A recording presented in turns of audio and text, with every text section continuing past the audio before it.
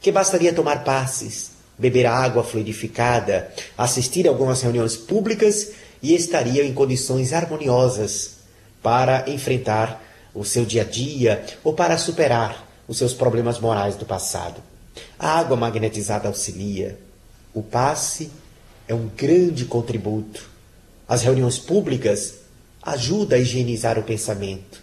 Mas só a atitude de renovação e de refazimento do que fizemos de equivocado pode efetivamente nos colocar numa posição de integridade e de harmonia perante a nossa própria consciência. Se é na consciência que está inscrita a lei de Deus, conforme os Espíritos nos revelaram, é dentro dela que nós precisamos estabelecer um contato mais saudável para conosco mesmo. Os conflitos íntimos, os problemas existenciais, os dramas emocionais, eles não vão ser sanados simplesmente porque nós injetamos um bem material, algum recurso monetário na igreja que frequentamos. Nada disso vai ser sanado a partir de atitudes dessa natureza. O que nós precisamos fazer é analisar aonde eu errei, aonde eu cometi o equívoco, aonde a minha atitude foi criminosa. E a partir desta identificação, com a humildade do reconhecimento em que houve o erro, com a humildade do reconhecimento que houve o dolo, voltarmos atrás e refazer o caminho. Quando Jesus estabeleceu no Evangelho, reconcilia-te com teu adversário enquanto estás a caminho, ele estava demonstrando que nós precisamos efetuar agora. Primeiro, reconhecendo o erro. Segundo, estabelecendo a atitude positiva, construtiva, para refazer aquele caminho. Muitos companheiros, diante do conflito que vive, pensam que já se encontram condenados porque tomaram atitudes infelizes no passado. Mas recorrendo novamente ao Evangelho de Jesus, nós vamos encontrar a frase lapidar que nos diz: o amor cobre a multidão de pecados. A melhor forma de voltarmos a ter uma relação sadia conosco mesmo e para com Deus é a anuência da própria consciência. E a consciência só vai nos dar a liberação para vivermos leves e felizes a partir de que venhamos a substituir aquele núcleo de perturbação que foi gerado pela atitude infeliz por um núcleo de estímulo positivo que irá brotar a partir das nossas atitudes equilibradas e moralizadas. Portanto, identificar aonde erramos para corrigir. Observar com muita sinceridade, um olhar perscrutador dentro de nós mesmos, aonde eu preciso melhorar como criatura, para não criarmos ilusões a respeito da nossa relação com Deus e com o universo após a morte.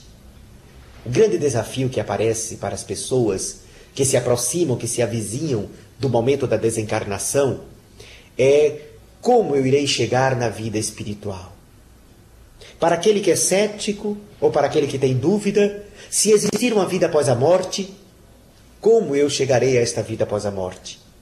Para os espíritas, o que eu tenho feito na minha vida irá me granjear um local tranquilo, afável, luminoso, ou um local de perturbação? Todas essas indagações se encontram em todas as religiões. Umas de maneira mais ostensiva, outras de maneira menos ostensiva, mas isso é uma preocupação que está na alma humana. Aliás, o próprio medo da morte tem relação com os nossos conflitos íntimos. O Espiritismo vem nos demonstrar que nós podemos a cada dia modificar padrões negativos. Não precisamos esperar uma outra encarnação para corrigir os nossos erros. Podemos começar agora, nesse instante, nesse momento. O que nós fizemos de errado, os erros cometidos, não devem se transformar em algemas que nos impeçam tornarmos-nos criaturas melhores. Devem servir, sim, como lições maravilhosas para aprendermos com os nossos erros. Mas não apenas aprendermos simplesmente com os nossos erros, mas, sobretudo, refazermos a estrada. A beleza desta colocação de Jesus.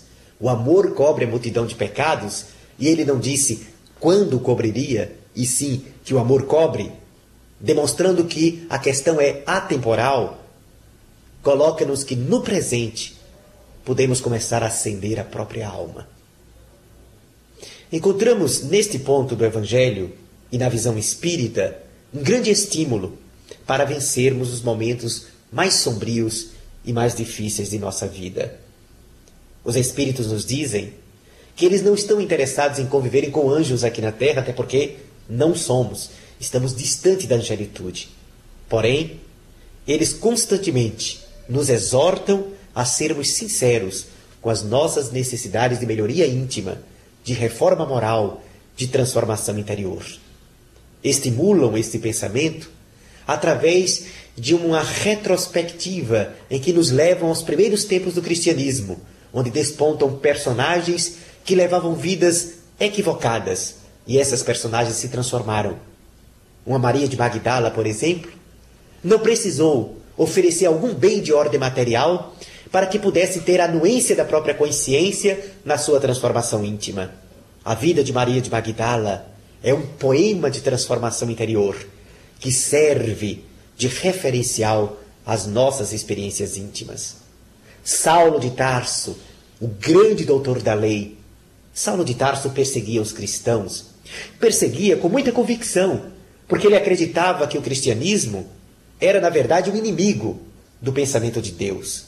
A partir do instante em que ele se defrontou com a presença transcendente de Jesus na entrada de Damasco, ele então pôde-se aperceber que estava equivocado e, a partir daí, resolveu com muita sinceridade e com muita determinação abraçar o ideal do Evangelho e se transformou num dos grandes apóstolos, se não o maior apóstolo, da divulgação da Boa Nova para o mundo inteiro, ou pelo menos para o mundo conhecido à sua época, com influência em todo o Ocidente na atualidade.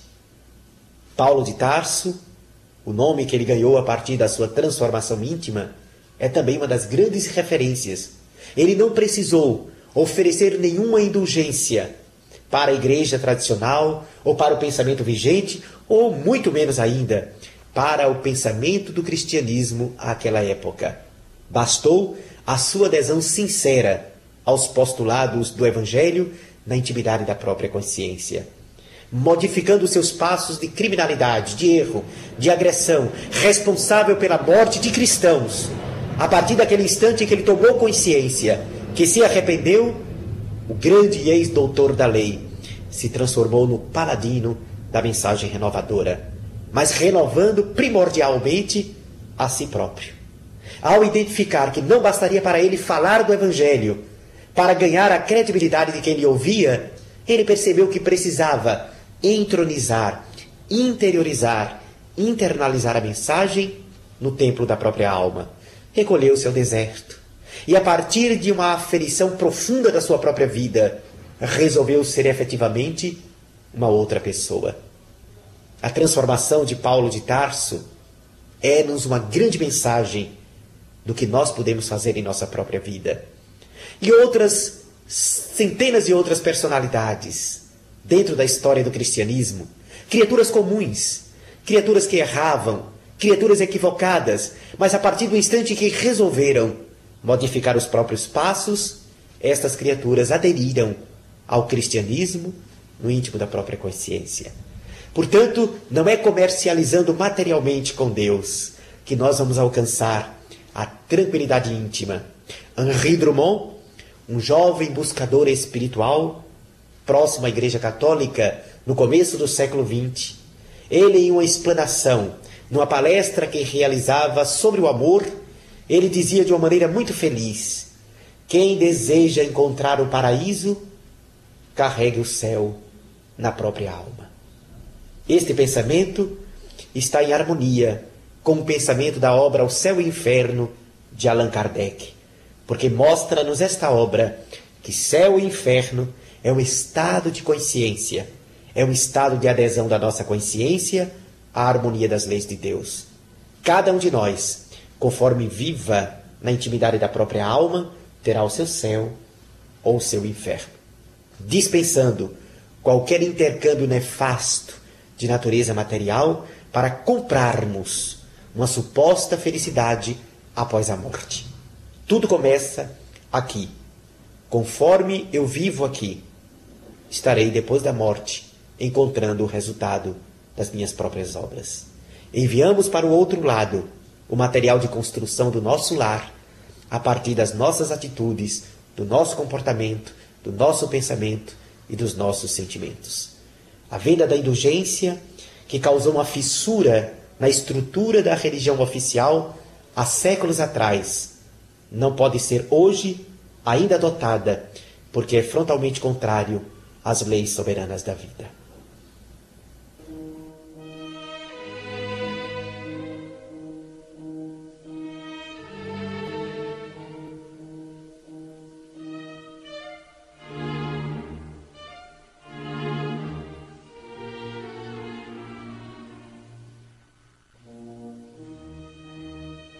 Na história da cristandade e de vários outros povos e várias outras religiões, o jejum tem sido um elemento marcante.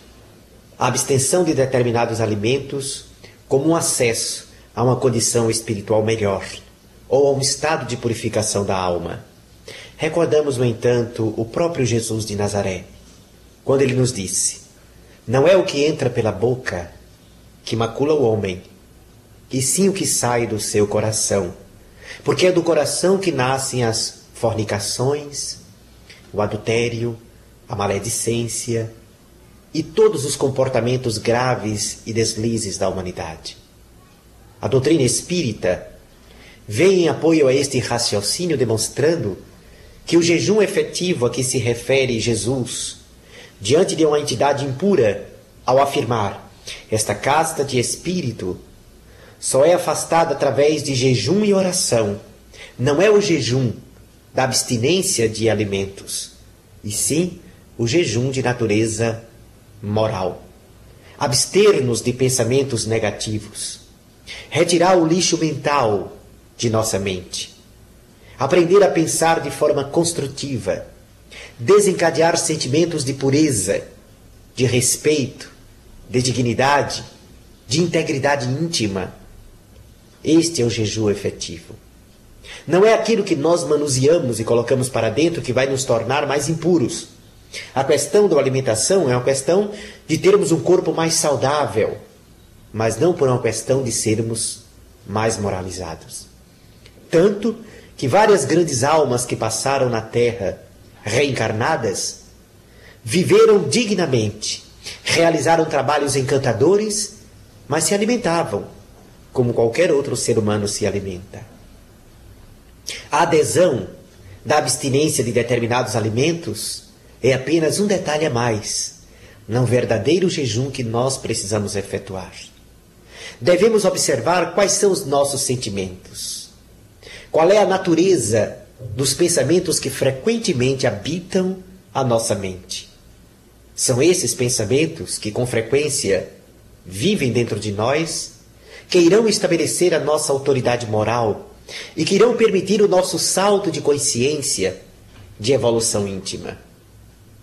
É, sem dúvida alguma, aquilo que é elaborado dentro de nós, que é mais importante do que aquilo que nós colocamos para dentro na nossa alimentação. Sem dúvida, a nossa responsabilidade com o nosso corpo impõe-nos que nós sejamos sóbrios da alimentação, que não venhamos a sobrecarregar o organismo. Devemos tratar o nosso corpo como quem trata efetivamente o templo da alma, a casa que o espírito está utilizando, o veículo utilizado pelo espírito para a sua evolução. Devemos ter, sim, respeito e carinho pelo organismo que utilizamos na Terra. E quem tem respeito e responsabilidade não sobrecarrega, procura ser sóbrio. Mas a melhor forma de tratar bem o nosso veículo físico é tratar bem a realidade dos nossos pensamentos. Porque quando cultivamos pensamentos nocivos, degradantes, imorais, desgovernados, agredimos cada célula do nosso organismo, agredimos o nosso corpo, adoecemos, enfermamos o nosso organismo. O jejum moral é aquele que permitirá a atração dos bons espíritos para conviverem conosco. Ao mesmo tempo, aumentando a nossa frequência vibratória, aumentando a nossa irradiação espiritual estaremos afastando